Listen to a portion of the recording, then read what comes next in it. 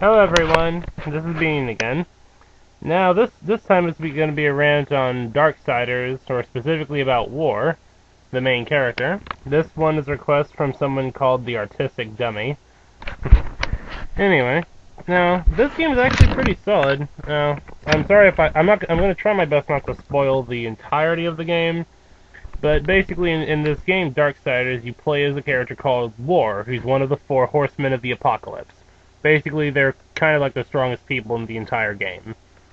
And what basically happens is that you, as War, are called on to try and basically help judge those who are evil or unworthy or something for the Apocalypse.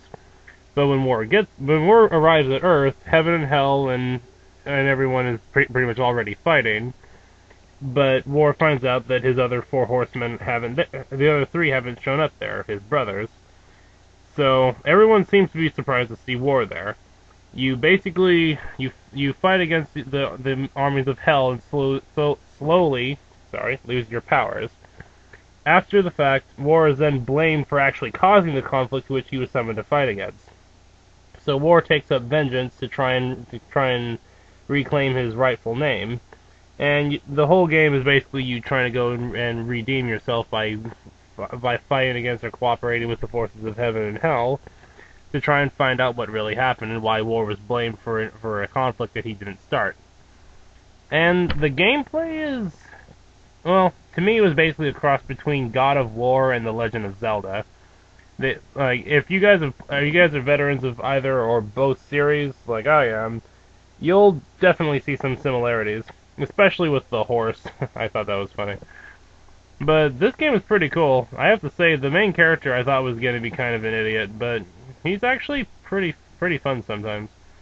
Really powerful, really into getting power, really set on revenge. But, I don't know, how to put it, he wasn't like Kratos mean or anything. He seemed to avoid killing people when it was completely unnecessary. He wasn't afraid to kill people, it's just he didn't go out of his way to kill people that didn't really need to be killed. I don't know. He was a pretty powerful character, though. I mean, he could survive quite a bit of abuse. I mean, I believe in the opening, just to get his sword back, he had to put his gauntlet into lava or something. Which I thought was kind of epic. Let's see. I know this guy could withstand quite a beating. As far as actual feats, let's see. It's been a little while since I've played the game, so I can't recall it off the top of my head. But I think this guy is a pretty powerful contender. Let's see. His main weapons... Mainly the weapon he had was a sword, and... oh dear. I seem to have forgotten what his... oh, Chaos Eater, that was it. I remember it was something cool. And... let's see, you got a gun... what was it? Retribution, or... his weapons all had some cool names, but you get like a boomerang type weapon, kind of like Link has. You get, I know in every dungeon there's some kind of a map, I forgot what they call it. I know that the skeleton key is like the eye of the beholder or something, or beholder's eye. Essentially, instead of a skeleton key, you just get a nail that you ram into the thing's eye to open the door. I thought that was a bit overly gruesome and excessive. I mean, I kind of figured you could have done the same thing with your sword. But, whatever. And, oh yeah, I think the compass makes more sense now. The thing that tells you where all the treasure is. Now it's called, like, the... oh, what was it? The Hoarder's something. I'm sorry, it's been a few months since I've actually played this game.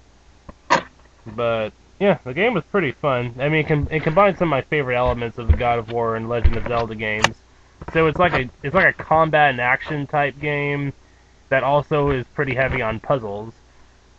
So I mean, like a lot of it is problem solving and just trying to figure out how to get from one place to the other. But they actually put a bit of thought into the combat system, and you have a pretty healthy supply of tools to use in different situations.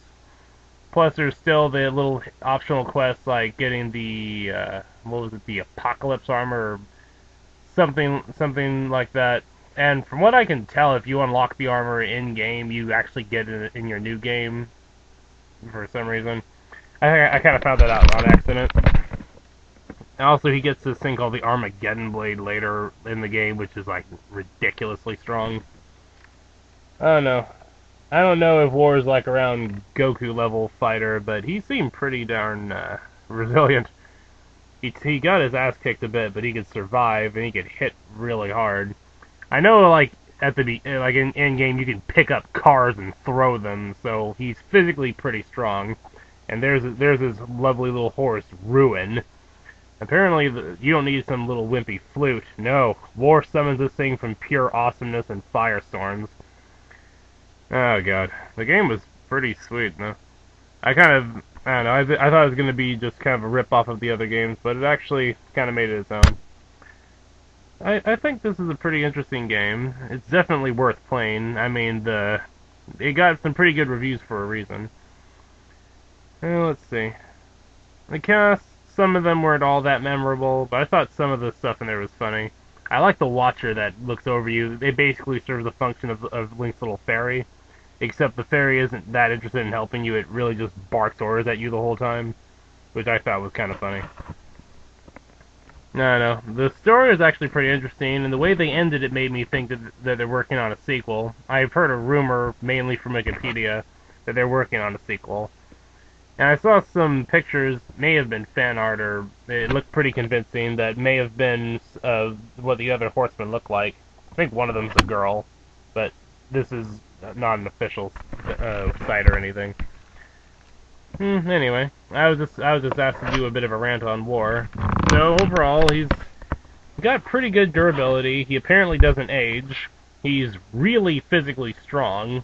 He's pretty intuitive in a fight, very resourceful, pretty intelligent, clever. He has a very strong belief in what is right and what is wrong. Although, that's kind of paradoxical since he's kind of obsessed with revenge. Anything else I can think of? Let's see. Powerful, cunning, smart, resourceful. I wouldn't say kind exactly, but more of a righteous kind of guy. I'm not sure if that makes any sense. Like, he does what he believes is right, even if other people don't agree with him, basically, is the best way I could describe it. He's dark, but not evil. Kind of like a dark hero, anti-hero. I don't know. I kind of like him because he's not as much of a dick as Kratos is sometimes. And he actually, I don't know, he doesn't take his revenge. Oh, what? Fine. I don't know, it just kind of feels like his brand of... I would prefer his justice more than Kratos. Kratos just seems like kind of pissed off at everything, and then it just kind of escalates like Sasuke did.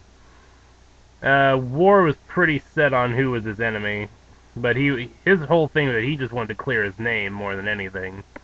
But I think more than anything, he just wanted to uphold order. So, I mean, War was like revenge-driven, but with an actual goal. Whereas Kratos was just revenge for the sake of, I am pissed off at everything. And at least with this guy, he was already hella powerful, and then lost his powers and regains them, and then becomes stronger than he was before, and kind of goes to a new level of badassity. Whereas Kratos was kind of bad for a human, and then becomes able to kill gods for one reason or another. Anyway, I don't know. I think I'm starting to sound like I'm bashing God of War. I know I like the series, I don't particularly like Kratos, and I kind of think that he's getting overpowered with all this talk of him killing gods. If any of you guys know what the Saint of Killers is, look up that ridiculous comic book series, and you'll probably know what I mean about gods being used to overpower a character.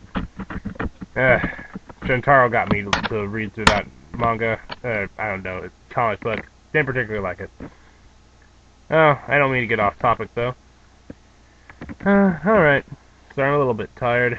So, anyway, if you guys have any comments or questions, please feel free to leave them in the comment section below. Sorry about my speech right now. I've had kind of a long day and I'm a bit tired. But I don't want people to think I'm going to ignore requests.